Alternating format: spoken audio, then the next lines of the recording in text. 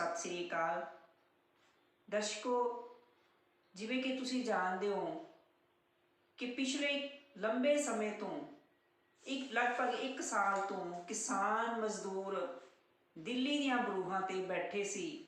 3 काले खेती कानून जिहड़े भारत सरकार वालों जिहड़े लिआंदे गए सीगे, बनाए गए सी, उन्हां दे खिलाफ जद्दोजहद चल रही सी और ये लड़ाई विश्व भर दे विच पहुंच चुकी सी।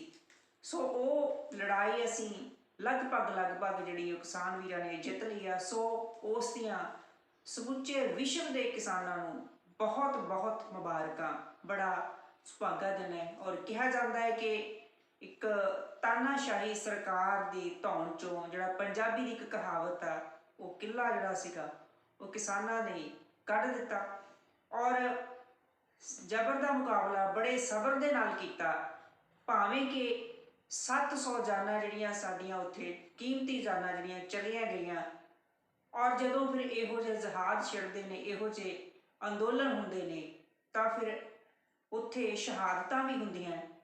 सो पर इहदे बावजूद भी जिहड़ी एक एड्डी वड्डी इतिहासक जित जिहड़ी किसानां दी मजदूरां दी झोली पई है, वाकई उसने एक दुनिया दे विच इतिहास सिरज दिता एक नवां, जिन्हों देखते हुए अज पूरे विश्व के जिहड़े किसान आ उन्हां दे विच हौसला होया है, वधिया है कि जिहड़े उन्हां दे जीवन दे विच भी एक क्रांति आउण दा राह जिहड़ा अख्तियार हो गया।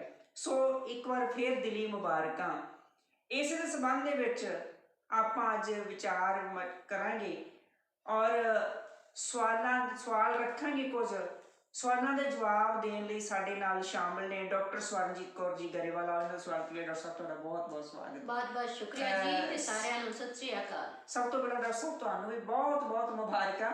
सारिआं नूं मुबारकां जी। तनो मनो धनों जिहड़ा इस अंदोलन दे नाल खड़े रहे हो, दिल्ली दे संयुक्त किसान मोर्चे दे विच 1 महीना अपना योगदान पाया, उत्थे टाइम टू टाइम स्टेज तो संबोधन भी होंदे रहे हो। सो एक बार फिर तुहानूं दिली मुबारकां है, बहुत वड्डी जित हुई है इतिहास। डॉक्टर साहब सब तो पहले इहदे बारे तुसीं अपने विचार दसो, की कहना चाहुंदे हो?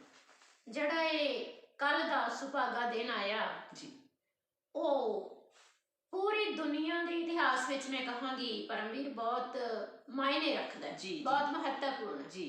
क्योंकि पहली बार होया है कि किसी संसद दे विच जिहड़े कानून पास किए गए हों ते फिर वो बिना लागू होए साल भर दे संघर्ष तो बाद किसानां दा दबाव पाउण दे उत्ते उन्हां नूं उसे संसद दे विच रद्द करवा दिता गया हो।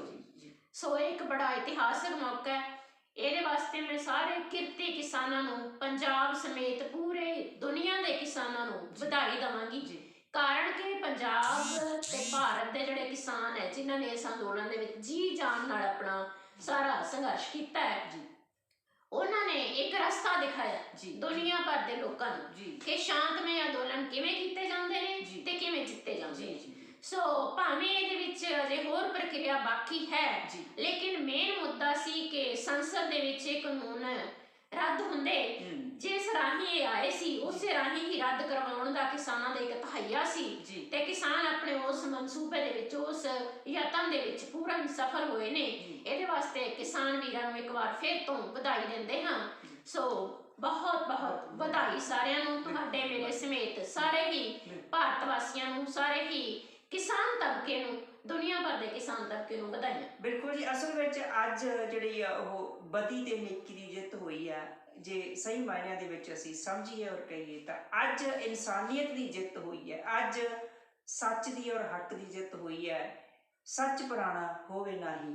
सो ये साबित कर दिता साडी किसानां दे सबर ने ते जबर भी बड़ा अंतां दा ढाया भारत की हुकूमत ने। पर सो सलाम है झुक के उन्हां सिजदा है उन्हां योद्धियां नूं जिहड़े डटे रहे, जिन्हां ने तूफान झक्खड़ मींह और जिहड़ियां जाड़े दियां रातां उत्थे ही कट्टियां ट्रालियां दे विच सड़कां ते।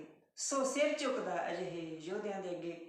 और जिहड़े जे असीं गल करिए किसान जथेबंदियां दे लीडर, उन्हां दी भी सूझ-बूझ ने बहुत बड़ा रोल अदा। पर फिर इस मौके मैनूं एक होर गल याद आ रही है।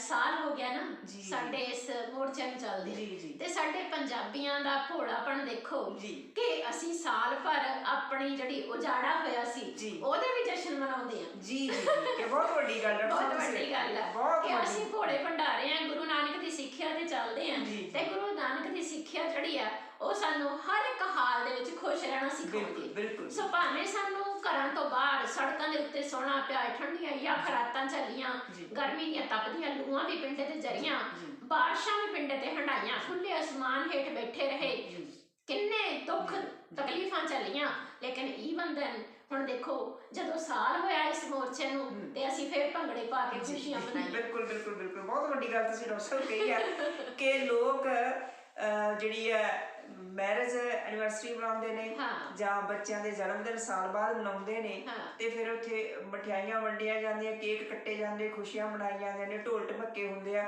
ਉਹ ਵੀ ਇੱਕ ਤਰ੍ਹਾਂ ਨਾਲ ਇਸੇ ਨਾਲ ਰਲਦੀ ਮਿਲਦੀ ਗੱਲ ਹੈ ਕਿ ਇੱਕ ਪਾਸੇ ਉਮਰ ਘਟ ਰਹੀ ਹੁੰਦੀ ਹੈ ਤੇ ਇੱਕ ਪਾਸੇ ਲੋਕ ਖੁਸ਼ੀਆਂ ਮਨਾ ਰਹੇ। ਬਿਲਕੁਲ ਬਿਲਕੁਲ ਬਿਲਕੁਲ। ਸੋ ਸੇਮ ਚੀਜ਼ ਇੱਥੇ ਵਾਪਰੀ। ਸੋ ਗਾਹੇ ਬਗਾਹੇ ਜਿਹੜੀ ਗੁਰਮਤ ਵਿਚਾਰਧਾਰਾ ਹੈ ਨਾ ਜੀ, ਉਹ ਹੂਬਹੂ ਭਾਵੇਂ ਕਿ ਉਹ ਬਾਣੇ ਬਾਣੀ ਦੇ ਬਹੁਤਾਤ ਜਿਹੜੀ ਕਿਸਾਨ ਮਜ਼ਦੂਰਾਂ ਦੀ ਬਾਣੇ ਬਾਣੀ ਦੀ ਭਾਵੇਂ ਉਹ ਧਾਰਨੀ ਨਹੀਂ ਹੈ, ਪਰ ਸਿੱਧੇ ਅਸਿੱਧੇ ਰੂਪ ਵਿੱਚ ਉਹਨਾਂ ਨੇ ਗੁਰਮਤ ਨੂੰ ਬਾਬੇ ਨਾਨਕ ਦੀ ਵਿਚਾਰਧਾਰਾ ਨੂੰ ਹੂਬਹੂ ਉੱਥੇ ਲਾਗੂ ਕਰਕੇ ਦਿਖਾ ਦਿੱਤਾ ਕਿ ਉਹਨਾਂ ਨੇ ਕਿਹਾ ਕਿ ਗਮੀ ਵਿੱਚ ਬਹੁਤਾ ਰੋਸ਼ਨੀ ਜ਼ਾਹਿਰ ਕਰਨਾ ਤੇ ਖੁਸ਼ੀ ਦੇ ਵਿੱਚ ਬਹੁਤਾ ਖੁਸ਼ ਨਹੀਂ ਹੋਣਾ। ਸੋ ਉਹਨਾਂ ਨੇ ਮਤਲਬ ਹਰ ਹਾਲਤ ਦੇ ਵਿੱਚ ਉਹਨਾਂ ਨੇ ਕਿਹਾ ਭਾਣਾ ਮੰਨਣਾ, ਜਿਹੜੇ ਭਾਣਾ ਮੰਨਦੇ ਹੋਏ ਦੇਖੋ ਤੁਸੀਂ ਉਹਨਾਂ ਨੇ ਇੰਨੇ, ਜਿਵੇਂ ਡਾਕਟਰ ਸਾਹਿਬ ਨੇ ਦੱਸਿਆ ਕਿ ਇੰਨੀਆਂ ਤੰਗੀਆਂ ਤੋਸ਼ੀਆਂ ਦੇ ਬਾਵਜੂਦ ਵੀ ਉਹਨਾਂ ਨੇ ਆਪਣੇ ਰਾਣੀ ਦੀ ਵੀ ਖੁਸ਼ੀ ਮਨਾਈ ਕਿ ਦੇਖੋ ਵੀ 1 ਸਾਲ ਹੋ ਗਿਆ ਸਾਨੂੰ ਘਰਾਂ ਤੋਂ ਬਾਹਰ ਨਿਕਲਿਆ, ਸੜਕਾਂ ਦੇ ਉੱਪਰ ਝੱਖੜ ਤੂਫਾਨਾਂ ਦੇ ਵਿੱਚ ਕੱਢਦਿਆਂ ਬਾਵਜੂਦ ਵੀ ਉਹਨਾਂ ਨੇ ਜਿਸ ਦਿਨ ਆਪਣੀ ਜਿਹੜੀ ਇੱਕ ਤਰ੍ਹਾਂ ਨਾਲ ਕਰੀਏ ਸਾਲਗਿਰਾ ਮਨਾਈ ਵੀ ਸਾਲ ਹੋ ਗਿਆ ਮੋਰਚੇ ਨੂੰ, ਤੇ ਉਸ ਦਿਨ ਵੀ ਭੰਗੜੇ ਪਾਏ ਔਰ ਬੜੀ ਚੜ੍ਹਦੀ ਕਲਾ ਦੇ ਨਾਲ ਉੱਥੇ ਜਿਹੜਾ ਪ੍ਰਗਟਾਵਾ ਕੀਤਾ ਕਿ ਅਸੀਂ ਵਾਕਈ ਨਾਨਕ ਪੁੱਤਰ ਆ, ਅਸੀਂ ਧਰਤੀ ਦੇ ਜਾਏ ਆ। ਸੋ ਇੱਕ ਪਾਸੇ ਨਾਨਕ ਪੁੱਤਰ ਸੀ ਤੇ ਇੱਕ ਪਾਸੇ ਜਿਹੜਾ ਕਹਿ ਲਓ ਕਿ ਕਾਰਪੋਰੇਟ ਇੱਕ ਤਬਕਾ ਸੀ, ਇੱਕ ਘਰਾਣਾ ਸੀਗਾ। ਸੋ ਬੜੀ ਹੰਕਾਰੀ ਹੋਈ ਹਕੂਮਤ ਦੀ ਧੌਣ ਚੋਂ ਕਿੱਲਾ ਕੱਢਣਾ, ਕਿਸੇ ਡਿਕਟੇਟਰਸ਼ਿਪ ਦੇ ਕਿਸੇ ਤਾਨਾਸ਼ਾਹ ਸ਼ਾਸਕ ਨੂੰ ਇਸ ਤਰ੍ਹਾਂ ਝੁਕਾ ਦੇਣਾ ਕਿ ਟੁੱਟ ਕੇ ਉਹ ਮਾਫੀਆ ਮੰਗ ਕੇ, ਨੱਕ ਰਗੜ ਕੇ ਮਾਫੀਆ ਮੰਗੇ ਔਰ ਬਿਨਾਂ ਕਿਸੇ ਹਥਿਆਰ ਦੇ, ਬਿਨਾਂ ਕਿਸੇ ਲੜਾਈ ਦੇ ਔਰ ਜਬਰ ਦਾ ਮੁਕਾਬਲਾ ਸਬਰ ਨਾਲ ਕੀਤਾ। ਸੋ ਇੱਕ ਵਾਰ ਫਿਰ ਸਲਾਮ ਉਹਨਾਂ ਨੂੰ। ਡਾਕਟਰ ਸਾਹਿਬ, ਦਿੱਲੀ ਦੀ ਲੜਾਈ ਤੋਂ ਬਾਅਦ ਜਿੱਤ ਲਿਆ ਸੀ, ਕੋਈ ਸ਼ੱਕ ਨਹੀਂ। ਆਪਾਂ ਅਕਸਰ ਹੀ ਕਿਹਾ ਕਰਦੇ ਸੀ, ਜਿੰਨੀਆਂ ਆਪਣੇ ਇਸ ਚੈਨਲ ਤੇ ਵੀਡੀਓ ਪਈਆਂ ਨੇ ਹੈਗੀਆਂ ਨੇ, ਹਰ ਵੀਡੀਓ ਦੇ ਵਿੱਚ ਅਸੀਂ ਗੱਲ ਕਰਦੇ ਸੀਗੇ ਵੀ ਜਿੱਤਾਂਗੇ ਜ਼ਰੂਰ, ਜਾਰੀ ਜੰਗ ਰੱਖਿਓ। ਸੋ ਜਿੱਤ ਗਏ। ਸੋ ਦਿੱਲੀ ਦੀ ਲੜਾਈ ਜਿੱਤਣ ਤੋਂ ਬਾਅਦ ਹੁਣ ਵਾਰੀ ਡਾਕਟਰ ਸਾਹਿਬ ਪੰਜਾਬ ਦੀ ਹੈ। ਇਹ ਪੰਜਾਬ ਦੀ ਵਾਰੀ ਕੀ ਹੈ, ਤੁਹਾਡਾ ਇਹਦੇ ਬਾਰੇ ਕੀ ਵਿਚਾਰ ਹੈ? ਇਹਦੇ ਬਾਰੇ ਖੋਲ ਕੇ ਸਾਡੇ ਦਰਸ਼ਕਾਂ ਨਾਲ ਸਾਂਝਾ ਕਰੋ। ਬਿਲਕੁਲ ਪਰਮਵੀਰ, ਦਿੱਲੀ ਅਸੀਂ ਜਿੱਤ ਲਈ ਇੱਕ ਤਰ੍ਹਾਂ ਨਾਲ ਜੀ। ਬੇਸ਼ੱਕ ਥੋੜੀ ਬਹੁਤ ਪ੍ਰਕਿਰਿਆ ਬਾਕੀ ਆ, ਪਰ ਉਹਦੇ ਪੂਰੇ ਹੋਣ 'ਚ ਕੋਈ ਸ਼ੱਕ ਨਹੀਂ। ਜਦੋਂ ਸੰਸਦ ਦੇ ਵਿੱਚੋਂ ਅਸੀਂ ਜਿੱਤ ਗਏ ਹਾਂ ਤੇ ਅੱਗੋਂ ਵੀ ਅਸੀਂ ਜਿੱਤਾਂਗੇ ਜ਼ਰੂਰ। ਸੋ ਇਹਦੇ ਵਿੱਚ ਹੁਣ ਕੋਈ ਦੋ ਰਾਵਾਂ ਨਹੀਂ ਹੈ। ਰਹੀ ਗੱਲ ਪੰਜਾਬ ਦੀ, ਤਾਂ ਪੰਜਾਬ ਦਾ ਜੋ ਹਾਲ ਇਸ ਵੇਲੇ ਹੋਇਆ ਉਹ ਮੇਰੇ ਖਿਆਲ 'ਚ ਕਿ ਸੜ ਸੁੱਕ ਚੁੱਕਿਆ ਪੰਜਾਬ ਗੁਲਾਬ ਹੈ, ਜਿਹਨੂੰ ਕਦੇ ਗੁਲਾਬ ਕਿਹਾ ਜਾਂਦਾ ਸੀ। ਅੱਜ ਉਹ ਗੁਲਾਬ ਸੜ ਸੁੱਕ ਚੁੱਕਿਆ, ਮੁਰਝਾ ਚੁੱਕਿਆ, ਕਰਜ਼ੇ ਹੇਠ ਦੱਬਿਆ ਹੋਇਆ। ਸੋ ਇਸ ਨੂੰ ਉਭਾਰਨ ਦੀ ਬਹੁਤ ਲੋੜ ਹੈ। ਸੋ ਇਸ ਵਾਸਤੇ ਲੋਕ ਕਹਿ ਰਹੇ ਆ ਕਿ ਦਿੱਲੀ ਤਾਂ ਤੁਸੀਂ ਜਿੱਤ ਲਈ, ਹੁਣ ਪੰਜਾਬ ਦੀ ਵਾਰੀ ਹੈ। ਪੰਜਾਬ ਦੀ ਵਾਰੀ ਦੇ ਵਿੱਚ ਹੁਣ ਵਿਧਾਨ ਸਭਾ ਚੋਣਾਂ ਆਉਣ ਵਾਲੀ, ਤੇ ਉਹ ਵਿਧਾਨ ਸਭਾ ਚੋਣਾਂ ਦੇ ਵਿੱਚ ਕਿਸ ਤਰ੍ਹਾਂ ਅਸੀਂ ਪੰਜਾਬ ਨੂੰ ਜਿੱਤਣਾ ਹੈ ਉਸ ਦੀ ਗੱਲ ਕਰਨੀ ਬਣਦੀ। ਤਾਂ 2022 ਦੇ ਵਿੱਚ ਜੋ ਚੋਣਾਂ ਆ ਰਹੀਆਂ ਨੇ ਵਿਧਾਨ ਸਭਾ ਦੀਆਂ, ਉਹਦੇ ਵਿੱਚ ਅਸੀਂ ਦੇਖਣਾ ਹੈ, ਉਸ ਨੂੰ ਪਰਖਣਾ ਹੈ ਕਿ ਅਸੀਂ ਕਿਸ ਤਰੀਕੇ ਨਾਲ ਪੰਜਾਬ ਨੂੰ ਜਿੱਤ ਸਕਦੇ। ਪੰਜਾਬ ਵਿੱਚ ਡਾਕਟਰ ਸਾਹਿਬ ਜਿਹੜੇ ਰਾਜਨੀਤਿਕ ਪਾਰਟੀਆਂ ਕਿਸ ਏਜੰਡੇ ਨੂੰ ਲੈ ਕੇ ਚੱਲ ਰਹੀਆਂ, ਕੀ ਏਜੰਡਾ ਕੋਈ ਉਹਨਾਂ ਦਾ ਮਤਲਬ ਸ਼ੋਅ ਨਹੀਂ ਹੁੰਦਾ?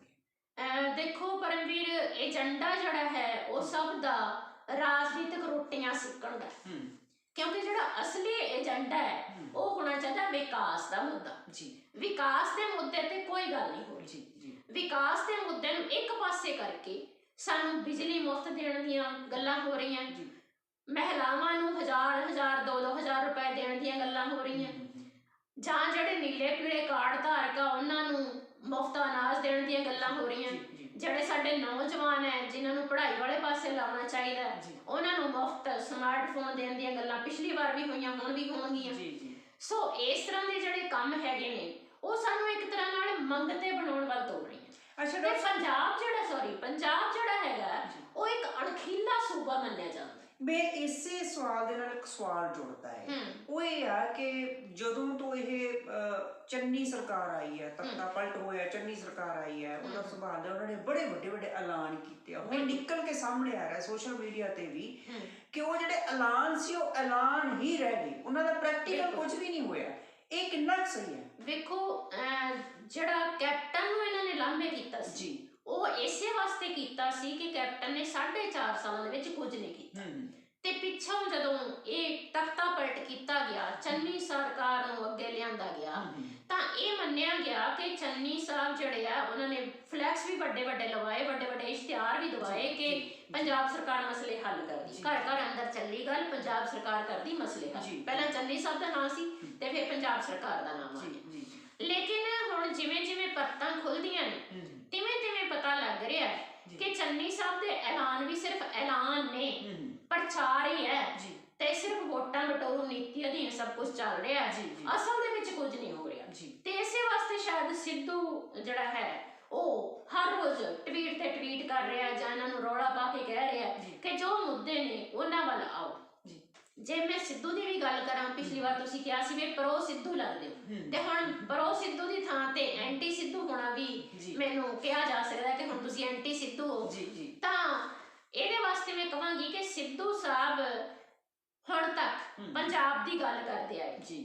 ਉਹਨਾਂ ਨੂੰ ਕਿਹਾ ਜਾਂਦਾ ਕਿ ਉਹ ਮੁੱਦੇ ਉਭਾਰਦੇ, ਪਰ ਉਹਨਾਂ ਨੇ ਕੰਗਨਾ ਰਣੌਤ ਵੇਲੇ ਕੋਈ ਗੱਲ ਉਠਾਈ ਕਿ ਹਾਂ ਇਹਨੇ ਮਾਵਾਂ ਭੈਣਾਂ ਨੂੰ ਸਾਡੀਆਂ ਗਲਤ ਬੋਲਿਆ?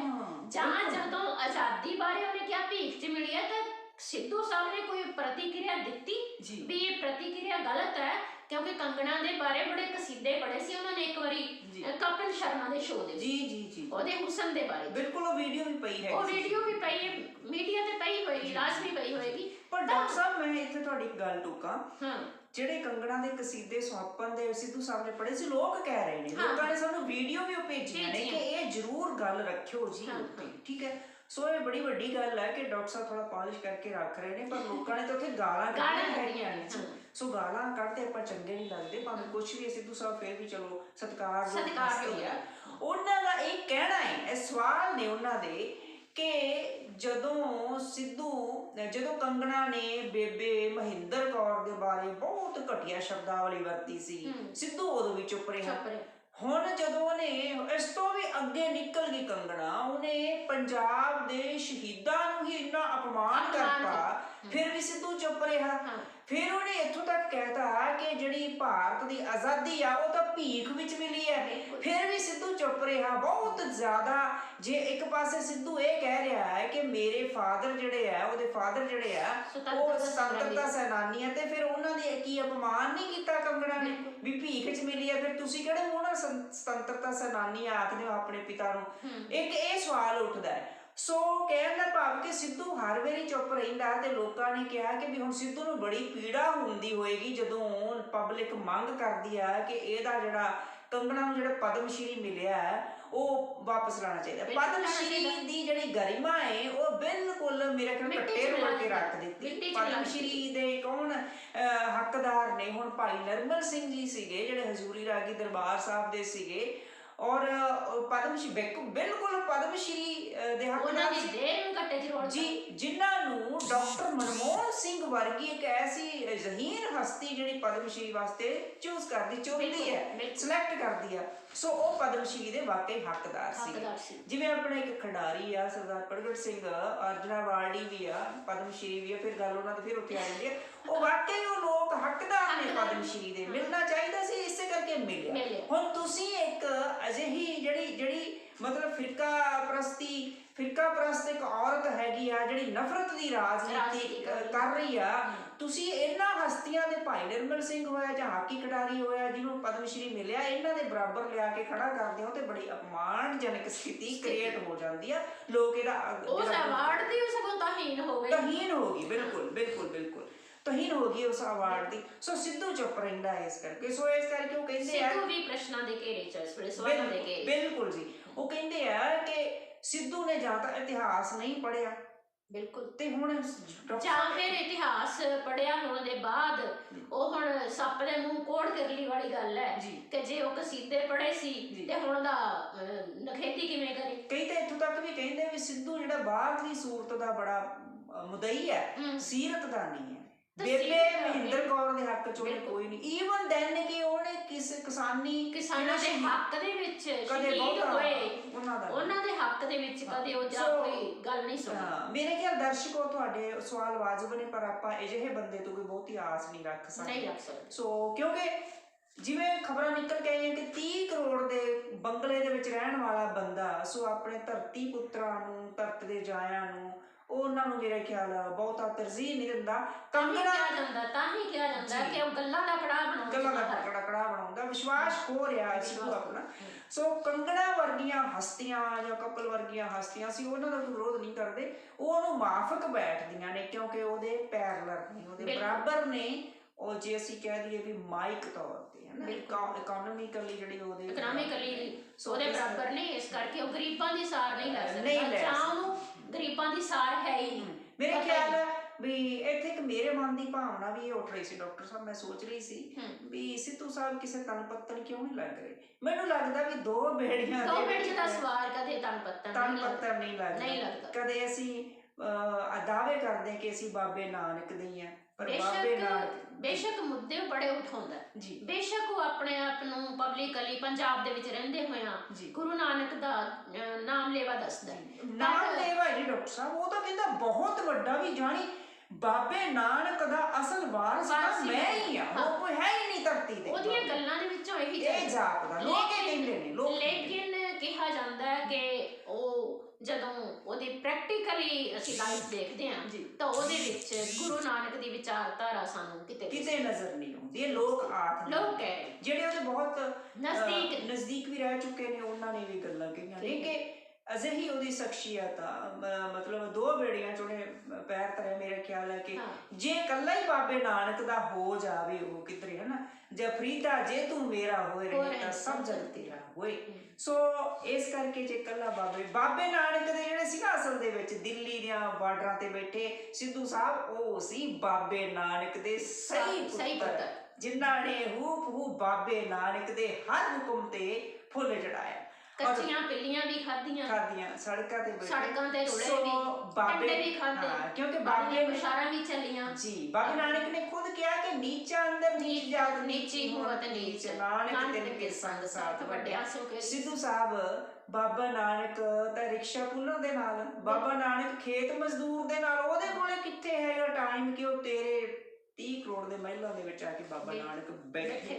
ਪਖੰਡੀਆਂ ਦੇ ਕੋਲ ਬਾਬਾ ਨਾਨਕ ਨਹੀਂ ਜਾਂਦਾ। ਸੋ ਭੇਖ ਪਖੰਡ ਛੱਡ ਕੇ ਹੀ ਬਾਬੇ ਨਾਨਕ ਦੇ ਬਣਨਾ ਪਊਗਾ, ਕਿਉਂਕਿ ਬਾਬੇ ਨਾਨਕ ਨੂੰ ਭੇਖ ਪਖੰਡ ਵਾਲਾ ਧਰਮ ਪਸੰਦ ਨਹੀਂ ਸੀ ਪਸੰਦ। ਇਸੇ ਕਰਕੇ ਜਨੇਊ ਨੂੰ ਠੋਕਰ ਮਾਰੀ ਸੀ। ਤੇ ਤੁਸੀਂ ਆਪਣੇ ਅੰਦਰ ਸਿੱਧੂ ਸਾਹਿਬ ਜ਼ਰੂਰ ਆਪਣੜੇ ਗਰੀਬਾਨ ਮੇ ਸਿਰ ਨੀਵਾ ਕਰ ਦੇਗਾ, ਆਪਣੇ ਗਰੀਬਾਨ ਦੇ ਵਿੱਚ ਸਿਰ ਨਵਾ ਕੇ ਦੇਖ ਲਿਓ ਕਿੰਨੇ ਕੁ ਤੁਸੀਂ ਬਾਬੇ ਨਾਨਕ ਦੇ ਵਾਰਸ ਬਣਦੇ ਦਾਅਵੇਦਾਰ ਹੋ। ਨਹੀਂ ਤਾਂ ਫਿਰ ਵਿਚਾਰ ਜ਼ਰੂਰ ਕਰ ਲਿਓ। ਇਸੇ ਕਰਕੇ ਡਾਵਾਂਡੋਲ ਹੋ ਤੁਸੀਂ, ਸ਼ੋ ਜੋ ਮਰਜ਼ੀ ਕਰੀ ਜਾਓ, ਪਰ ਅੰਦਰੋਂ ਪੱਕੇ ਡਾਵਾਂਡੋਲ ਹੋਏ, ਡੋਲੇ ਪਏ ਹੋ। ਬਸ ਇਹਨਾਂ ਬੋਲ ਕੇ ਇੱਕ ਡਾਕਟਰ ਸਾਹਿਬ ਹੋਰ ਸਵਾਲ ਆਇਆ ਆਪਣੇ ਕੋਲੇ, ਉਹ ਕਹਿੰਦੇ ਵੀ ਸਿੱਧੂ ਜਿਹੜਾ ਹੈਗਾ ਨਾ ਕਿਸੇ ਪੱਤਰਕਾਰ ਦੇ ਸਵਾਲ ਦਾ ਜਵਾਬ ਨਹੀਂ ਦਿੰਦਾ।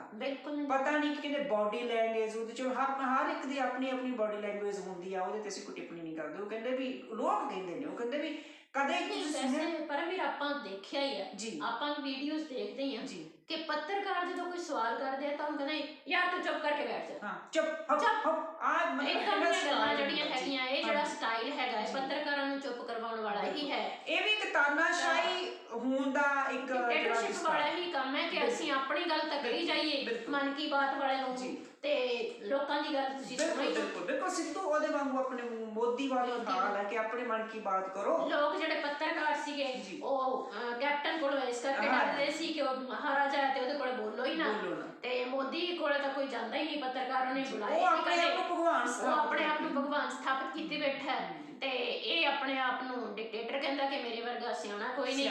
ਪਰ ਦੋ ਬੇੜੀਆਂ ਦਾ ਸਵਾਲ ਕਦੇ ਪਾਰ ਨਹੀਂ ਲੱਗਿਆ, ਸੋ ਉਹਨੂੰ ਇਹ ਆਪਣੇ ਹਿਸਾਬ ਨਾਲ ਸੋਚਣਾ ਪਏ। ਬਿਲਕੁਲ ਸੋ ਇਸ ਆਪਾਂ ਗੱਲ ਤੋਂ ਪਰੇ ਚਲੇ ਗਏ। ਮੇਰੇ ਖਿਆਲ ਅਸੀਂ ਥੋੜਾ ਜਿਹਾ ਆਪਣਾ ਰੂਟ ਹੈ ਨਾ ਜਿਹੜਾ ਉਹ ਬਦਲ ਲਿਆ, ਚੇਂਜ ਕਰ ਲਿਆ ਆਪਾਂ ਫਿਰ ਉਸੇ ਰੂਟ ਤੇ ਹੀ, ਕਿਉਂਕਿ ਦਰਸ਼ਕਾਂ ਦੇ ਸਵਾਲ ਆਏ ਪਏ ਸੀਗੇ, ਇਹ ਜ਼ਰੂਰੀ ਸੀ। ਉਹ ਕਹਿੰਦੇ ਸੀ ਬਾਰ-ਬਾਰ, ਹੁਣ ਵੀ ਉਹਨਾਂ ਦੇ ਕਮੈਂਟ ਆ ਰਹੇ ਸੀ ਬਾਰ-ਬਾਰ ਕਿ ਜ਼ਰੂਰ ਕਰ ਲਓ, ਪਹਿਲਾਂ ਕਰ ਲਓ। ਚਲੋ ਇਹ ਨਿਬੜ ਗਿਆ, ਸਿੱਧੂ ਨਿਬੜ ਗਿਆ।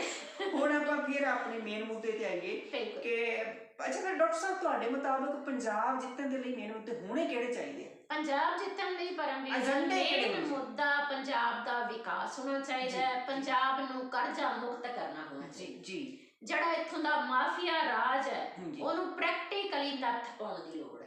ਤੁਹਾਡੇ ਮੁਤਾਬਕ ਅਜੇ ਪਈ ਨਹੀਂ? ਅਜੇ ਨਹੀਂ ਪਈ। ਸਿਰਫ ਹੁਣ ਤੁਸੀਂ ਦੇਖੋ ਕਿ ਰੇਤਾ ਮਾਫੀਆ ਦੀ ਗੱਲ ਹੋਈ ਸੀ, ਐਲਾਨ ਹੋ ਚੁੱਕੇ ਆ, ਲੇਕਿਨ ਅਜੇ ਤੱਕ ਰੇਤ ਕਿਵੇਂ ਮਿਲ ਰਹੀ ਹੈ? ਉਸੇ ਪੁਰਾਣੇ ਭਾਅ ਤੇ।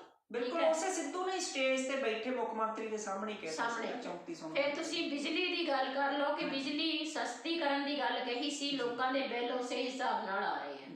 ਠੀਕ ਹੈ, ਫਿਰ ਕਿਹਾ ਜਾਂਦਾ ਹੈ ਕਿ ਲਾਲ ਲਕੀਰ ਦੇ ਅੰਦਰ ਜਿਹੜੇ ਰਹਿੰਦੇ ਲੋਕ ਆ ਉਹਨਾਂ ਨੂੰ ਮਲਕੀਅਤ ਦਿੱਤੀ ਜਾਊਗੀ, ਪਰ ਉਹ ਲੋਕ ਵੀ ਇਸ ਵੇਲੇ ਧਰਨੇ ਪ੍ਰਦਰਸ਼ਨ ਕਰ ਰਹੇ ਆ ਕਿ ਸਾਡੀ ਗੱਲ ਸਾਨੂੰ ਅਸਲੀ ਦੇ ਵਿੱਚ ਐਲਾਨ ਕਰ ਦਿੱਤਾ ਗਿਆ ਪਰ ਸਾਨੂੰ ਦਿੱਤਾ ਕੁਛ ਨਹੀਂ ਗਿਆ।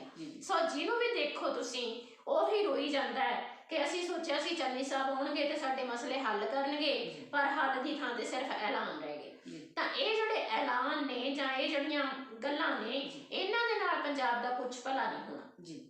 ਚੰਨੀ ਕੋਲ ਟਾਈਮ ਬਹੁਤ ਘੱਟ ਸੀ, ਉਹਨੇ ਸੋਚਿਆ ਕਿ ਸ਼ਾਇਦ ਐਲਾਨ ਕਰਕੇ ਮੈਂ ਵੋਟਾਂ ਬਟੋਰ ਲਊਂਗਾ, ਪਰ ਲੋਕ ਹੁਣ ਇੰਨੇ ਕਿ ਸਿਆਣੇ ਹੋ ਚੁੱਕੇ, ਸਾਨੂੰ ਸੰਘਰਸ਼ ਨੇ ਇੰਨਾ ਕੁਝ ਸਿਖਾ ਦਿੱਤਾ ਕਿ ਅਸੀਂ ਹੁਣ ਉਸ ਨੂੰ ਚੰਗੀ ਤਰ੍ਹਾਂ ਠੋਕ ਵਜਾ ਕੇ ਟੁਣਕਾ ਕੇ ਦੇਖ ਸਕਦੇ ਹਾਂ ਕਿ ਕੌਣ ਸਾਡੀ ਗੱਲ ਕਰ ਰਿਹਾ, ਕੌਣ ਸਿਰਫ ਐਲਾਨ ਕਰ ਰਿਹਾ ਤੇ ਕੌਣ ਪ੍ਰੈਕਟੀਕਲੀ ਕਰੂਗਾ। ਸੋ ਜਿਹੜੀ IT ਆ ਨਾ, ਇਨਫੋਰਮੇਸ਼ਨ ਟੈਕਨੋਲੋਜੀ ਜਿਹੜੀ ਆ ਉਹ ਬਹੁਤ ਐਡਵਾਂਸ ਹੈ ਤੇ ਇਹਨੇ ਸਾਨੂੰ ਕਹਿੰਦੇ ਆ ਕਿ ਨੁਕਸਾਨ ਕੀਤਾ, ਲੇਕਿਨ ਮੇਰੇ ਹਿਸਾਬ ਨਾਲ IT ਨੇ ਜਾਂ ਸੋਸ਼ਲ ਮੀਡੀਆ ਨੇ ਲੋਕਾਂ ਨੂੰ ਬਹੁਤ ਜਾਗਰੂਕ ਵੀ ਕੀਤਾ।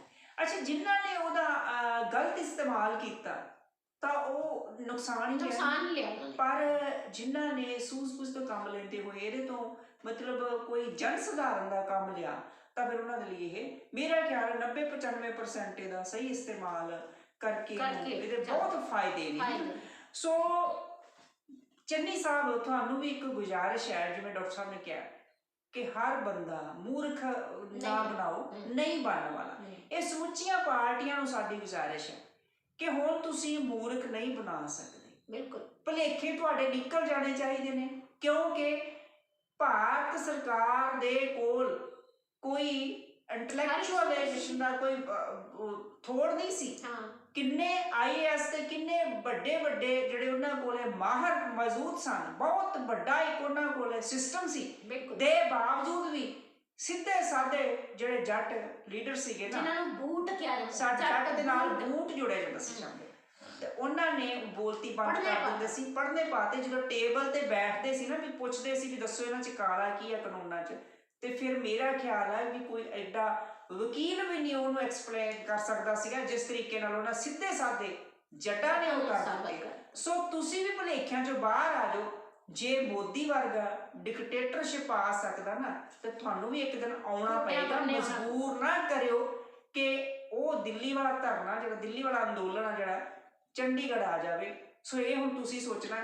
ਚੰਨੀ ਸਾਹਿਬ, ਮੇਰੀ ਗੁਜ਼ਾਰਿਸ਼ ਹੈ, ਔਰ ਦੂਜੀਆਂ ਪਾਰਟੀਆਂ ਨੂੰ ਜਿੰਨੀਆਂ ਉਹ ਜਿਹੜੀਆਂ ਪਾਰਟੀਆਂ ਜਿਹੜੀਆਂ ਆਪਣੇ ਆਪ ਨੂੰ ਚਾਹੁੰਦੀਆਂ ਵੀ ਅਸੀਂ ਪੰਜਾਬ ਤੇ ਕਬਜ਼ਾ ਕਰ ਲਈਏ, ਚਲਾਕੀ ਦੇ ਨਾਲ ਕਬਜ਼ਾ ਕਰਨਾ ਹੁਣ ਇੰਨਾ ਸੌਖਾ ਨਹੀਂ। ਲੂਮੜ ਚਾਲਾਂ ਜਿਹੜੀਆਂ ਨਾ ਉਹ ਨਹੀਂ ਚੱਲਣਗੀਆਂ, ਕਿਉਂਕਿ ਹਰ ਬੰਦੇ ਦੀ ਜੇਬ ਦੇ ਵਿੱਚ ਅੱਜ ਇਨਫੋਰਮੇਸ਼ਨ ਟੈਕਨੋਲੋਜੀ ਮੌਜੂਦ ਆ, ਔਰ ਜਿਹੜਾ ਇੱਕ ਮਾਈਕਰੋ ਸੈਕਿੰਡ ਦੇ ਵਿੱਚ ਨਾ ਗੱਲ ਇੱਥੋਂ ਤੇ ਪੂਰੇ ਵਰਲਡ ਤੇ ਚਲੀ ਜਾਂਦੀ ਹੈ। ਜਿਵੇਂ ਕਿਸਾਨ ਅੰਦੋਲਨ ਨੂੰ ਤੁਸੀਂ ਦੇਖ ਲਓ, ਜਦੋਂ ਸ਼ੁਰੂ ਹੋਇਆ ਸੀਗਾ ਜਿਹੜਾ ਨੈਸ਼ਨਲ ਮੀਡੀਆ ਸੀ, ਜਿਹਨੂੰ ਗੋਦੀ ਮੀਡੀਆ ਦਾ ਨਾਮ ਦਿੱਤਾ ਗਿਆ, 24 ਘੰਟੇ ਉਹਨੇ ਰੱਟ ਲਾਈ ਰੱਖੀ ਕਿ ਅੰਦੋਲਨ ਠੀਕ ਗਲਤ ਹੈ, ਕਿਸਾਨ ਬਿੱਲ ਸਹੀ ਹੈ, ਇਹ ਸਹੀ ਹੈ, ਉਹ ਸਹੀ ਹੈ, ਹਮੇਸ਼ਾ ਉਹਨੇ ਸਰਕਾਰ ਦਾ ਪੱਖ ਪੂਰਿਆ। ਔਰ ਇਸੇ ਕਰਕੇ ਗੋਦੀ ਮੀਡੀਆ ਕਿਹਾ ਜਾਂਦਾ ਰਿਹਾ। ਇੱਕ ਹੋਰ ਵੀ ਗੱਲ ਡਾਕਟਰ ਸਾਹਿਬ, ਸਰਕਾਰ ਨੇ ਵੀ ਬੜੇ ਵੱਡੇ ਪੱਧਰ ਤੇ ਜਿਹੜਾ ਸੋਸ਼ਲ ਮੀਡੀਆ ਸੀ, ਜਿਹੜਾ ਪ੍ਰਾਈਵੇਟ ਲੋਕਾਂ ਦੇ ਕੋਲ ਸੀਗੇ, ਜਿਹੜੇ ਸਾਧਨ ਸੀਗੇ, ਮੋਬਾਈਲ ਸੀ, YouTube ਸੀ,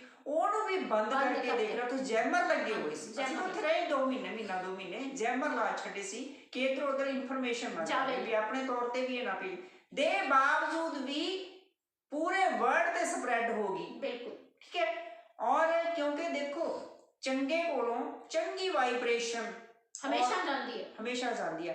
ਸੋ ਉਹ ਫਿਰ ਉੱਥੇ ਗੱਲ ਕਹਿ ਰਹੀ ਹੈ ਵੀ ਸਿੱਧੂ ਸਾਹਿਬ, ਫਿਰ ਉੱਥੇ ਗੱਲ ਆ ਜਾਣੀ ਆ ਵੀ ਬਾਬੇ ਨਾਨਕ ਦੇ ਅਸਲੀ ਪੁੱਤਰਾ, ਤੂੰ ਨਕਲੀ ਪੁੱਤਰਾ, ਮੈਂ ਠੋਕ ਵਜਾ ਕੇ ਕਹਿੰਦੀ ਤੂੰ ਨਕਲੀ ਪੁੱਤਰਾ, ਅਸਲੀ ਪੁੱਤਰਾਂ ਨੇ ਸਿੱਧ ਕਰ ਦਿੱਤਾ, ਅੱਜ ਵਰਲਡ ਨੂੰ ਸੋਚਣ ਤੇ ਮਜਬੂਰ ਕਰ ਦਿੱਤਾ, ਤੇ ਤੂੰ ਇੱਥੇ ਹੀ ਟਵਿੱਟਰਾਂ ਤੇ ਟੈਂ ਇਹਦੇ ਨਾਲ ਕੁਝ ਵੀ ਨਹੀਂ ਬਣਨਾ। ਤੇ ਇਹੀ ਗੱਲ ਚੰਨੀ ਸਾਹਿਬ ਨੂੰ ਕਹਿਣੀ ਬਣਦੀ। ਬਿਲਕੁਲ ਜੀ, ਬਿਲਕੁਲ ਕਿ ਚੰਨੀ ਸਾਹਿਬ ਤੁਸੀਂ ਹੋਸ਼ ਵਿੱਚ ਆਓ, ਲੋਕਾਂ ਨੂੰ ਭੰਬਲ ਭੂਸੇ 'ਚ ਨਾ ਰੱਖੋ, ਸਿਰਫ ਐਲਾਨਾਂ ਦੇ ਸਿਰ ਤੇ ਲੋਕਾਂ ਨੂੰ ਮੂਰਖ ਨਾ ਬਣਾਓ।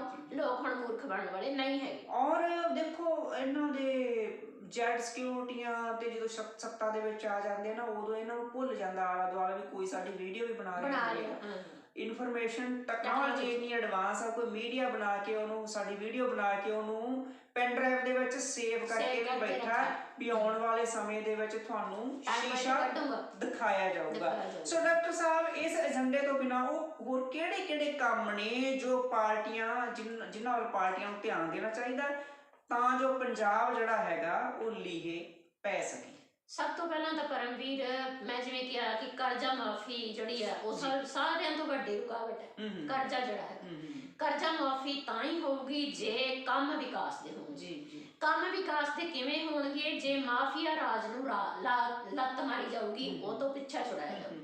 ਬਾਕੀ ਜਿਹੜਾ ਸਾਡਾ ਸੈਰ ਸਪਾਟਾ ਮਹਿਕਮਾ ਹੈਗਾ, ਉਹਦੇ ਵੱਲ ਬਿਲਕੁਲ ਹੀ ਸਰਕਾਰ ਧਿਆਨ ਨਹੀਂ ਦੇ ਰਹੀ। ਸਾਡੇ ਜਿਹੜੇ ਨਹਿਰਾਂ ਦੇ ਕੰਢੇ ਹੈ, ਸਾਡੇ ਜਿਹੜੇ ਦਰਿਆਵਾਂ ਦੇ ਕੰਢੇ ਹੈ, ਉਹਨਾਂ ਦੇ ਕੰਢਿਆਂ ਤੇ ਸੈਰਗਾਹਾਂ ਉਸਾਰੀਆਂ ਜਾਣ, ਉੱਥੇ ਬੜੇ ਵਧੀਆ ਪ੍ਰਬੰਧ ਕਰਕੇ ਲੋਕਾਂ ਨੂੰ ਟੂਰਿਜ਼ਮ ਵੱਲ ਪ੍ਰੇਰਿਆ ਜਾਏ। ਸਾਡੇ ਇੰਨੇ ਗੁਰਦੁਆਰੇ ਨੇ, ਸਾਡੇ ਇੰਨੇ ਇਤਿਹਾਸਿਕ ਸਥਾਨ ਨੇ ਜਿਹੜੇ ਕਿ ਅਣਗੌਲੇ ਪਏ। ਹਾਲਾਂਕਿ ਕਿਹਾ ਜਾਂਦਾ ਕਿ ਸਰਕਾਰਾਂ, ਪਿਛਲੀਆਂ ਸਰਕਾਰਾਂ ਨੇ ਕੁਝ ਥਾਵਾਂ ਤੇ, ਜਿਵੇਂ ਆਪਾਂ ਗੱਲ ਵੀ ਕੀਤੀ ਸੀ, ਜਾ ਕੇ ਵੀ ਆਏ ਸੀ, ਕੋਪਰ ਹੀੜਾ ਦਾ ਜਿਹੜਾ ਇਤਿਹਾਸਿਕ ਸਥਾਨ ਹੈ, ਕਿੰਨੀ ਸੋਹਣੀ ਬਿਲਡਿੰਗ ਉੱਥੇ ਉਸਾਰੀ ਗਈ ਹੈ, ਕਿੰਨੇ ਏਕੜਾਂ ਦੇ ਵਿੱਚੋਂ ਸਥਾਨ ਫੈਲਿਆ ਹੋਇਆ ਹੈ, ਵੱਡੇ ਘੱਲੂਘਾਰੇ ਨਾਲ ਸੰਬੰਧਿਤ ਹੈ, ਲੇਕਿਨ ਆਮ ਸਿੱਖ ਕੌਮ ਨੂੰ ਉਹਦੇ ਬਾਰੇ ਪਤਾ ਹੀ ਕੁਛ ਨਹੀਂ।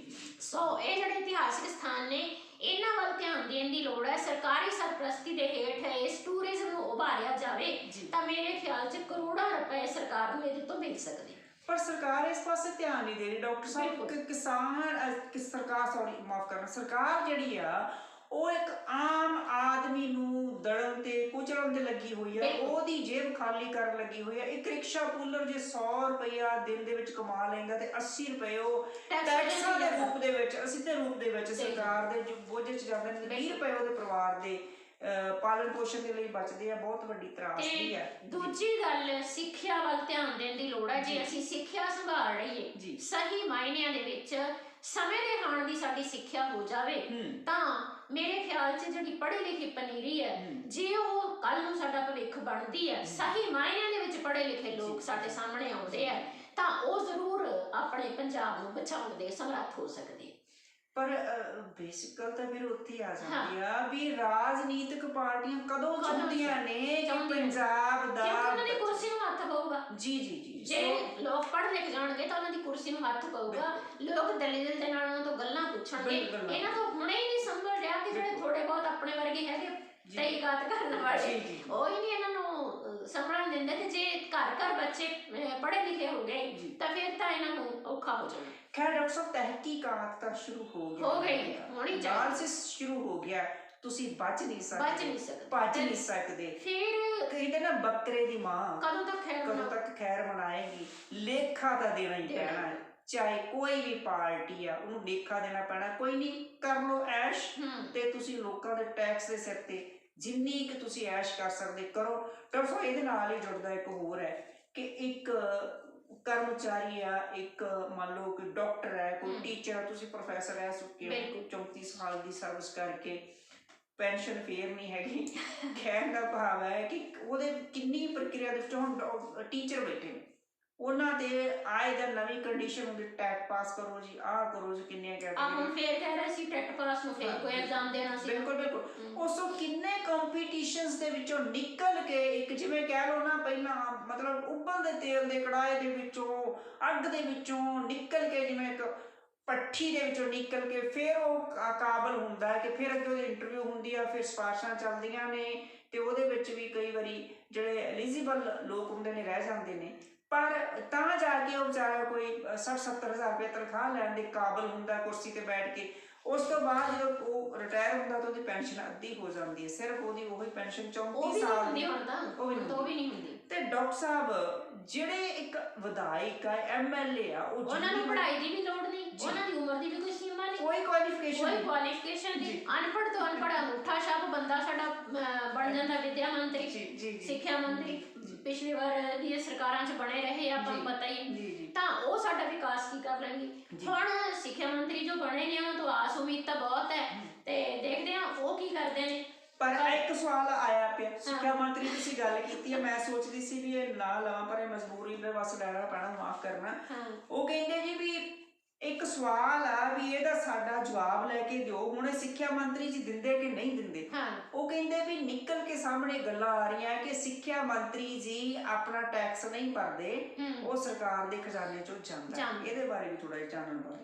ਹਾਂ, ਕਿਹਾ ਜਾਂਦਾ ਹੈ ਕਿ ਹੁਣ ਦੇ ਜਿਹੜੇ ਸਾਡੇ ਸਿੱਖਿਆ ਮੰਤਰੀ ਸਾਹਿਬ ਹੈਗੇ ਸਰਦਾਰ ਪ੍ਰਗਟ ਸਿੰਘ ਜੀ, ਉਹ ਵੀ ਉਹਨਾਂ ਵਿਧਾਇਕਾਂ 'ਚ, ਉਹਨਾਂ ਮੰਤਰੀਆਂ ਦੇ ਵਿੱਚ ਸ਼ਾਮਲ ਨੇ ਜਿਹੜੇ ਆਪਣਾ ਇਨਕਮ ਟੈਕਸ ਆਪ ਨਹੀਂ ਭਰ ਰਹੇ, ਬਲਕਿ ਸਰਕਾਰ ਵੱਲੋਂ ਭਰਿਆ ਜਾ ਰਿਹਾ ਉਹਨਾਂ ਦਾ ਟੈਕਸ।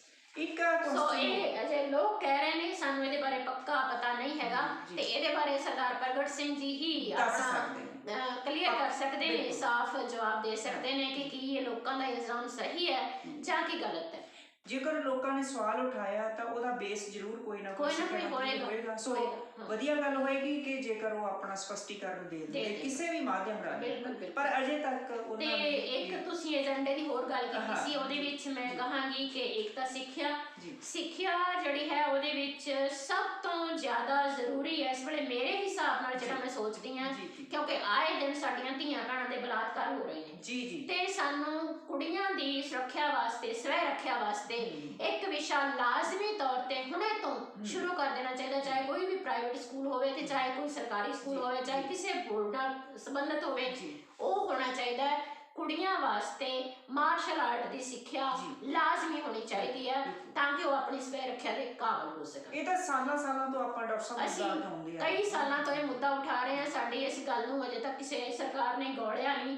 ਹੋ ਸਕਦਾ ਹੁਣ ਦੇ ਸਿੱਖਿਆ ਮੰਤਰੀ ਸਾਹਿਬ ਤੱਕ ਜੇ ਗੱਲ ਪਹੁੰਚੇ ਤਾਂ ਉਹ ਇਸ ਤੇ ਕੁਛ ਅਮਲ ਕਰ ਸਕਣ। ਅਸੀਂ ਦਰਸ਼ਕੋ ਇੱਕ ਗੱਲ ਆਪਾਂ ਹੋਰ ਦਰਸ਼ਕਾਂ ਨਾਲ ਸਾਂਝੀ ਕਰ ਲਈਏ ਕਿ ਜਿਹੜੀ ਪਾਪੂਲੇਸ਼ਨ ਕਹਿੰਦੇ ਅਸੀਂ ਕਿ 50% ਔਰਤ ਹੈਗੀ ਆ, ਪਰ ਕਦੇ ਸਾਡੇ ਜਿਹੜੇ ਸੋ ਕਾਲ ਜਿਨ੍ਹਾਂ ਨੂੰ ਅਸੀਂ ਬਹੁਤ ਜ਼ਿਆਦਾ ਕਹਿੰਦੇ ਕਿ ਵੀ ਪੰਜਾਬ ਦੇ ਮੁੱਦੇ ਚੁੱਕਣ ਵਾਲੇ ਲੀਡਰ ਨੇ, ਉਹਨਾਂ ਵਿੱਚ ਸਿੱਧੂ ਵੀ ਇੱਕ ਹੈ, ਇਹਨਾਂ ਨੇ ਕਦੇ ਵੀ ਉਹਨਾਂ ਦਾ ਮੁੱਦਾ ਨਹੀਂ ਚੁੱਕਿਆ।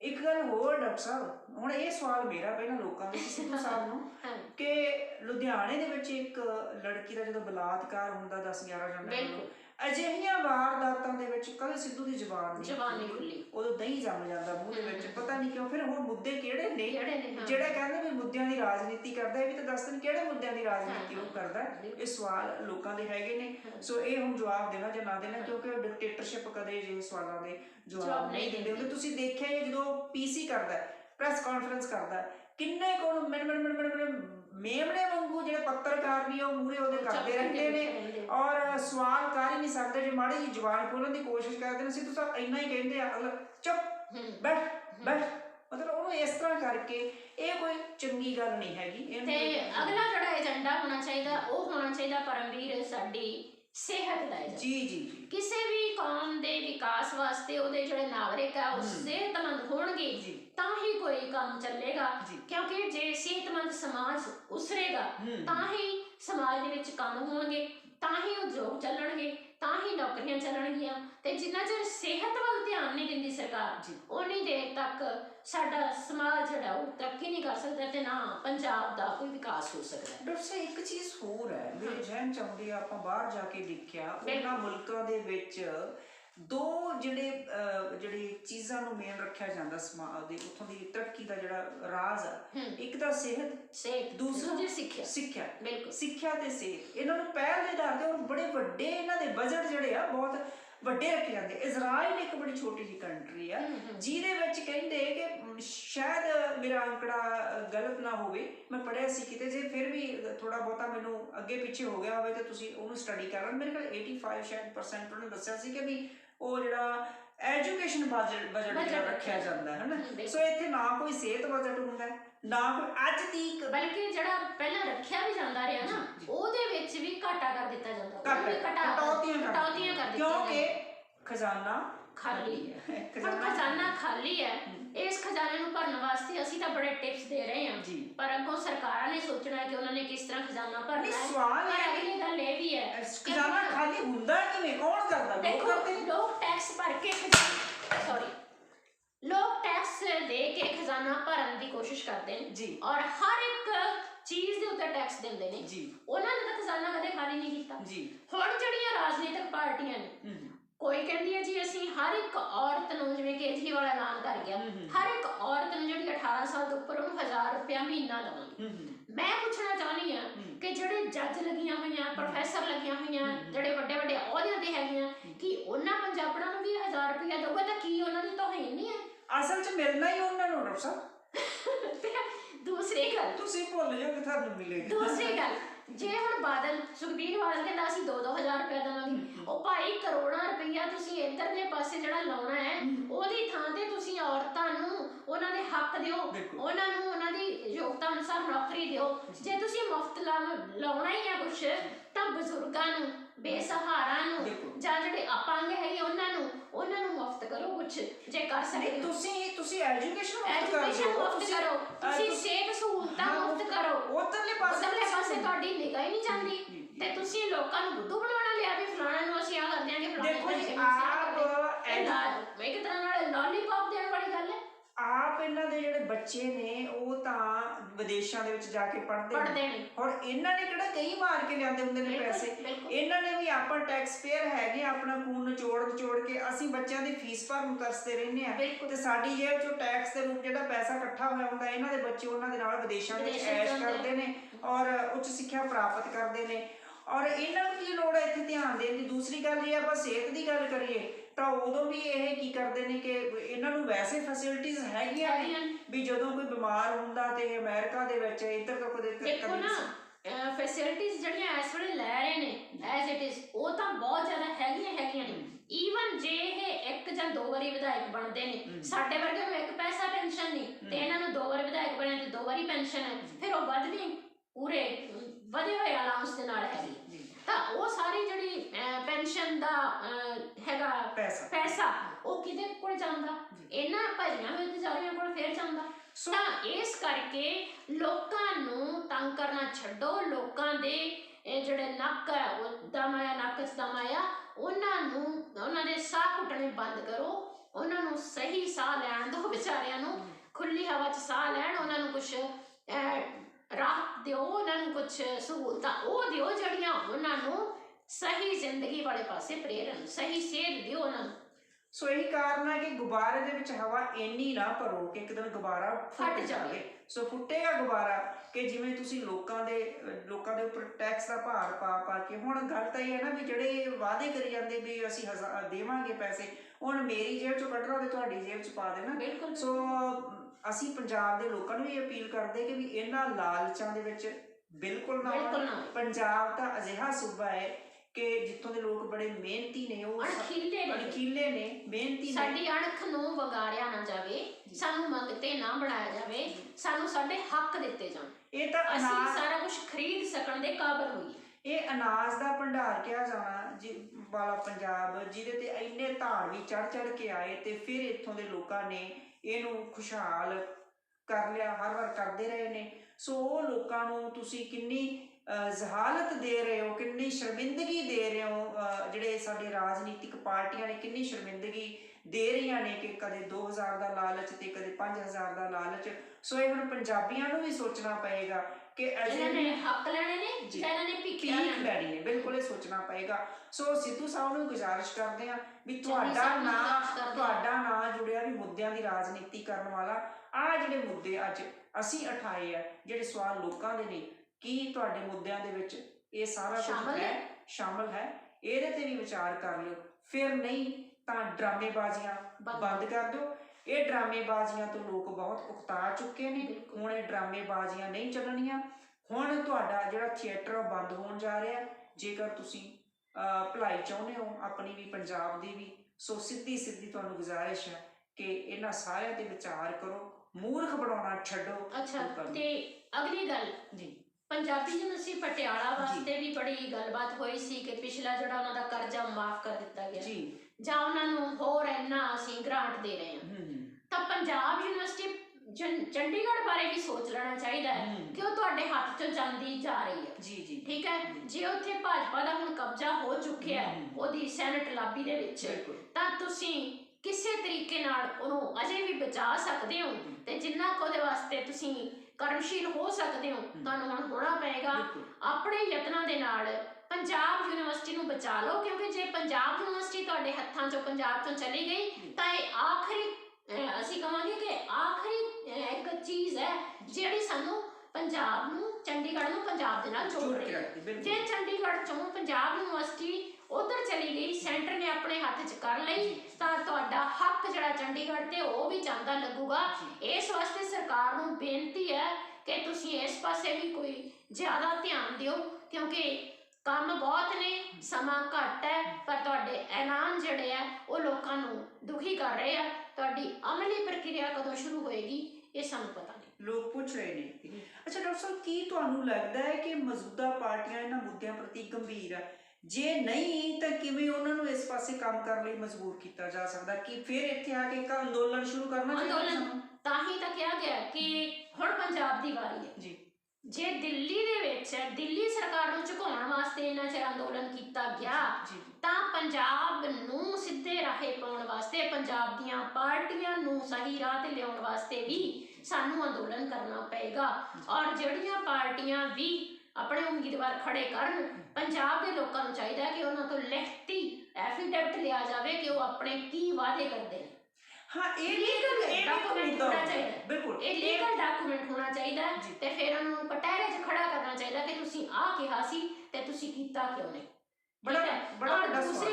ਦੂਸਰੀ ਗੱਲ, ਜੇ ਪੰਜਾਬ ਨੂੰ ਸਿੱਧੇ ਰਸਤੇ ਤੇ ਲਿਆਉਣਾ ਹੈ ਤਾਂ ਕਿਸਾਨ ਜਥੇਬੰਦੀਆਂ ਨੂੰ ਮੇਰੀ ਗੁਜ਼ਾਰਿਸ਼ ਹੈ ਕਿ ਜਿਵੇਂ ਉਹਨਾਂ ਨੇ ਹੁਣ ਤੱਕ ਇੱਕ ਸਾਲ ਪੂਰਾ ਏਕਾ ਦਿਖਾਇਆ, ਪੂਰੇ ਏਕੇ ਦੇ ਨਾਲ ਹੁਣ ਵੀ ਉਹਨਾਂ ਨੂੰ ਖੱਖੜੀਆਂ ਤਰੇਲੇ ਨਹੀਂ ਹੋਣਾ ਚਾਹੀਦਾ। ਭਾਵੇਂ ਉਹਨਾਂ ਦੇ ਆਪਸੀ ਵਿਚਾਰਧਾਰਾ ਕਿੰਨੀ ਵੀ ਡਿਫਰੈਂਟ ਹੋਵੇ, ਵੱਖਰੀ ਹੋਵੇ, ਪਰ ਉਹਨਾਂ ਨੂੰ ਇਸ ਮੁੱਦੇ ਤੇ, ਪੰਜਾਬ ਨੂੰ ਬਚਾਉਣ ਦੇ ਮੁੱਦੇ ਤੇ ਵੀ ਇੱਕਮਤ ਹੋ ਕੇ, ਇਕੱਠੇ ਹੋ ਕੇ ਇਹ ਕੰਮ ਕਰਨਾ ਚਾਹੀਦਾ। ਸੋ ਡਾਕਟਰ ਸਾਹਿਬ ਦਾ ਕਹਿਣ ਦਾ ਮਤਲਬ ਹੈ ਕਿ ਹੁਣ ਉੱਥੋਂ ਦਿੱਲੀ ਫਤਿਹ ਕਰਕੇ ਜਦੋਂ ਪੰਜਾਬ ਵਾਪਸ ਆਉਣਗੇ ਸਾਡੇ ਕਿਸਾਨ ਭਰਾ, ਬਿਲਕੁਲ ਜਿਸ ਤਰ੍ਹਾਂ ਉਹਨਾਂ ਨੇ ਉੱਥੇ ਸਾਰੇ ਮਤਭੇਦ ਭੁਲਾ ਦਿੱਤੇ ਸੀਗੇ, ਜਿਹੜੇ ਪਿੰਡਾਂ ਦੇ ਵਿੱਚ ਜਿਹੜਾ ਰਾਜਨੀਤਿਕ ਪਾਰਟੀਆਂ ਨੇ ਜਿਹੜਾ ਭਾਈਚਾਰੇ ਨੂੰ ਵੱਡੀ ਢਾਲ ਆਈ ਸੀਗੀ ਔਰ ਧੜੇਬੰਦੀ ਕਰ ਦਿੱਤੀ ਸੀਗੀ, ਉਹ ਧੜੇਬੰਦੀਆਂ ਨੂੰ ਖਤਮ ਕਰਕੇ ਇੱਕ ਪਲੇਟਫਾਰਮ ਤੇ ਇਕੱਠੇ ਹੋ ਗਏ ਸੀਗੇ ਔਰ ਮਤਭੇਦ ਖਤਮ ਕਰ ਲਏ ਸੀਗੇ। ਇਹ ਨਾ ਹੋਵੇ ਕਿ ਵੀ ਫਿਰ ਉਹ ਆ ਕੇ ਇਹਨਾਂ ਰਾਜਨੀਤਿਕ ਪਾਰਟੀਆਂ ਦੇ ਝਾਂਸਿਆਂ ਚ ਆ ਜਾਣ, ਇਹਨਾਂ ਦੇ ਹੱਥਾਂ ਤੇ ਚੜ ਕੇ ਉਹ ਏਕਾ ਜਿਹੜਾ ਫਿਰ ਉਹਨੂੰ ਤਿੱਤਰ ਬਿੱਤਰ ਕਰ ਦੇਣ ਤੇ ਉਹੀ ਫਿਰ ਟੈਟ ਹੈ ਤੇ ਫਿਰ ਉਹੀ ਸਾਰਾ ਕੁਝ ਚੱਲੀ ਜਾਵੇ। ਸੋ ਇਹਦੇ ਨਾਲ ਪੰਜਾਬ ਦਾ ਕੋਈ ਭਲਾ ਹੋਣ ਵਾਲਾ ਨਹੀਂਗਾ। ਸੋ ਤੁਹਾਨੂੰ ਦੇਖੋ, ਤੁਸੀਂ ਬਹੁਤ ਇੱਕ ਸੂਝ-ਬੂਝ ਤੋਂ ਕੰਮ ਲਿਆ ਕਿ ਮੈਂ ਹਰ ਵਾਰੀ ਕਹਿੰਦੀ ਹੁੰਦੀ ਹੈ ਕਿ ਇਹ ਮੋਰਚਾ ਜਿਹੜਾ ਤਾਂ ਫਤਿਹ ਹੋਇਆ, ਕਿਸਾਨਾਂ ਨੇ, ਕਿਸਾਨ ਲੀਡਰਾਂ ਨੇ ਬੜੀ ਸੂਝ-ਬੂਝ ਤੋਂ ਕੰਮ ਲੈਂਦੇ ਹੋਏ ਦੋ ਤਬਕਿਆਂ ਨੂੰ, ਦੋ ਲੁਟੇਰੇ ਤਬਕਿਆਂ ਨੂੰ ਇਹਦੇ ਤੋਂ ਦੂਰ ਰੱਖਿਆ। ਇੱਕ ਤਾਂ ਸਿਆਸਤਦਾਨ, ਉਹਨਾਂ ਨੂੰ ਸਟੇਜ ਤੇ ਚੜ੍ਹਨ ਨਹੀਂ ਦਿੱਤਾ।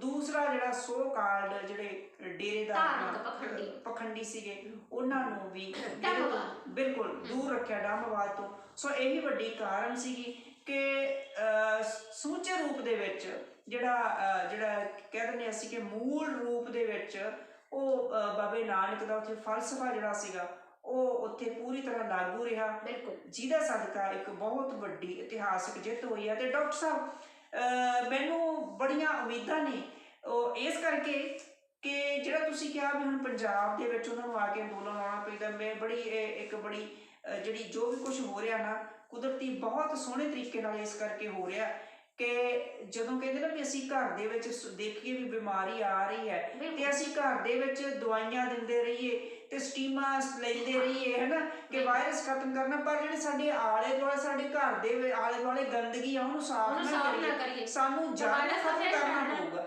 ਇਹੀ ਸੀਗਾ ਕਿ ਸਭ ਤੋਂ ਪਹਿਲਾਂ ਜਿਹੜੀ ਤਾਨਾਸ਼ਾਹ, ਜਿੱਥੋਂ ਤਾਨਾਸ਼ਾਹੀ ਡਿਕਟੇਟਰਸ਼ਿਪ ਸ਼ੁਰੂ ਹੁੰਦੀ ਸੀਗੀ, ਪਹਿਲਾਂ ਉੱਥੇ ਉਸ ਨੂੰ ਮਤਲਬ ਉਹਨਾਂ ਨੇ ਖਤਮ ਕੀਤਾ ਔਰ ਹੁਣ ਕੋਈ ਨਹੀਂ, ਘਰ ਦੀ ਸਫਾਈ ਵੀ ਕਰ ਲੈਣਗੇ, ਪੂਰੀ ਤਰ੍ਹਾਂ ਜਿਹੜਾ ਮਿਊਕਸ ਹੈ ਕੱਢ ਕੇ ਰਹਿਣਗੇ। ਰਾਜਨੀਤਿਕ ਪਾਰਟੀਆਂ ਸਾਵਧਾਨ ਹੋ ਜਾਓ।